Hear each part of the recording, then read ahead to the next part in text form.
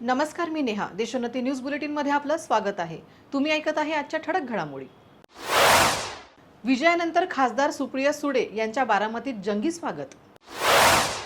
Nagpur police drugs तस्करांच्या विरोधात action मोडवर असून पोलिसांनी काल दुचाकीवरील 2 तरुणांकडून एमडी पावडर जप्त केली.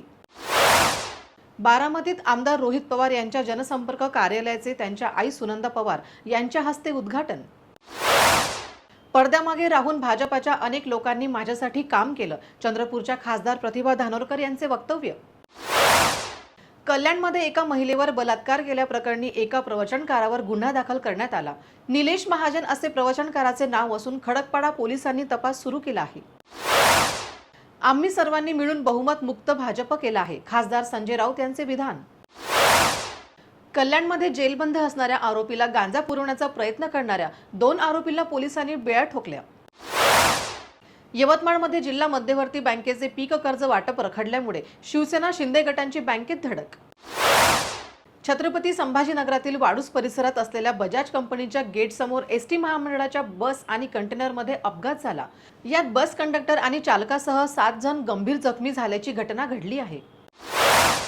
दिव्यांगाचा 5% निधी दिव्यांगाच्या खात्यावर जमा करण्यात यावा, यासाठी छत्रपती संभाजीनगर महानगरपालिकेसमोर दिव्यांगाचे आमरण उपोषण.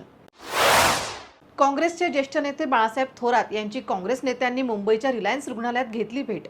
विरोधी पक्षनेते विजय वडेट्टीवार, सुनील केदार, रामटेकचे खासदार श्यामकुमार बर्वे हे उपस्थित होते.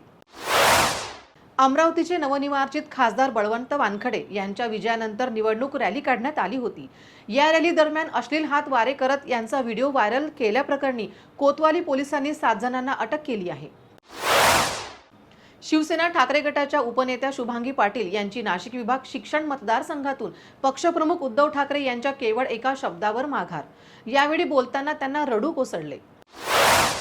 खासगी ट्रॅव्हल्सच्या बसला सिंदखेड राजा नजीक अपघात, जखमींना जालना जिल्हा शासकीय रुग्णालयात केले दाखल. लोकसभा निवडणुकीच्या निकालानंतर राहुल गांधींनी भाजप नेते नरेंद्र मोदी आणि अमित शहा यांच्यावर निशाणा साधत भ्रष्टाचाराचे आरोप केले आहेत आणि त्याच संदर्भात काँग्रेसचे कार्यकर्ते आक्रमक होत यांची चौकशी व्हावी यासाठी आंदोलन करत होते. परंतु आंदोलन सुरू करण्याआधीच पोलिसांनी आंदोलकांना ताब्यात घेतले.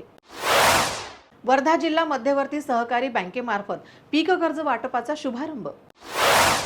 बुलढाण्यातील ग्रामीण भागात खरीप पूर्व मशागतीच्या कामांना आला वेग. कांद्याची नगरी म्हणून ओळख असलेल्या लालसगावसह परिसरामध्ये पावसाने जोरदार हजेरी लावली. नवी मुंबईतील कोकण भवन येथे कोकण पदवीधर निवडणुकीसाठी अर्ज भरण्यासाठी आलेले शिवसेना ठाकरे गट आणि भाजप कार्यकर्ते आमने सामने. शिवसेना ठाकरे गटाच्या कार्यकर्त्यांची जोरदार घोषणाबाजी.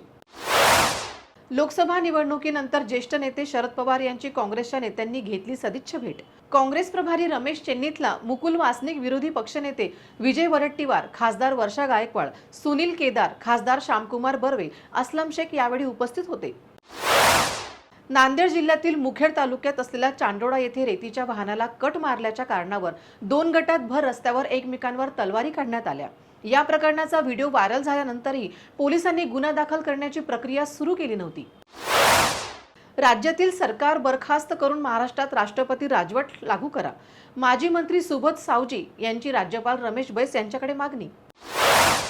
नाशिक विभागीय शिक्षण मतदारसंघातून भाजपाचे धनराज विसपुते यांनी भरला उमेदवारी अर्ज.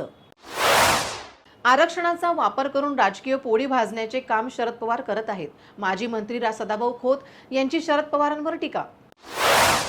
ईव्हीएमवर आमचा विश्वास नाही, आमदार जितेंद्र आव्हाड यांचा पुन्हा एकदा हल्लाबोल. याचबरोबर हे बातमीपत्र संपलं. पुन्हा भेटूया नवीन घडामोडींसोबत. नमस्कार. ठळक घडामोडींसाठी देशोन्नती न्यूज चॅनलला सबस्क्राईब करा आणि बेल आयकॉन प्रेस करा. मुंबई, पुणे, नागपूर, मराठवाडा असो का विदर्भ, राजकीय, सामाजिक, शैक्षणिक क्षेत्र असो का क्रीडा, सर्वच घडामोडीचे विश्लेषण पाहायला विसरू नका. फक्त देशोन्नती न्यूजवर.